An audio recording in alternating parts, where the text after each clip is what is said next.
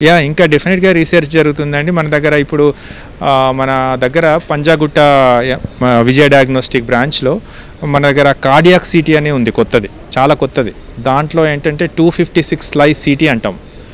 దాంట్లో మనం coronary city angio అంటే ఇప్పుడు మనకు హార్ట్ అటాక్ రావడానికి మూలమైన ఆ రక్తనాళాలను స్టడీ చేయడానికి సరిపోయే సిటీ స్కాన్ అనేది చాలా హై ఎండ్ అండి.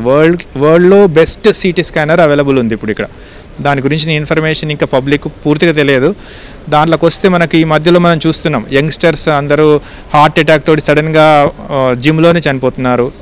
అవన్నీ ఎందుకు జరుగుతుంది? హార్ట్కి సప్లై చేసే రక్తనాళాలలో బ్లాక్ జరగడం వల్ల జరుగుతుంది. అది ముందుగానే తెలుసుకోవాలి.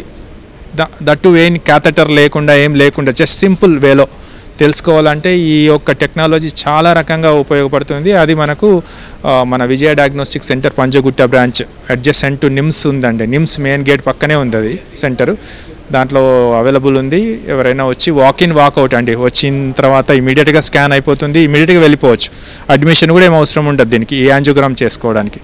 దానివల్ల ముందే అన్ని కనుక్కోవచ్చు. ఒక 40 ఇయర్స్ 45 ఇయర్స్ 50 ఇయర్స్ ఏజ్ గ్రూపులు తెలుసుకుంటే మనము ఫర్దర్గా మనము దాన్ని ప్రివెంట్ చేయొచ్చు అండి. హార్ట్ ప్రాబ్లం అనేది ప్రివెంట్ చేయొచ్చు. ట్రీట్మెంట్ తీసుకుంటే చాలా బాగుంటుంది. అది ఇది చాలా బెనిఫిట్ అండి. ఈ మధ్య హార్ట్ అటాక్స్ వచ్చిన వాళ్ళందరికీ ఇప్పుడు అర్లీ హైపర్ టెన్షన్ ఉంది, అర్లీ డయాబెటీస్ ఉంది, కొద్దిగా స్ట్రెస్ ఫ్యాక్టర్స్ ఉన్నవాళ్ళు.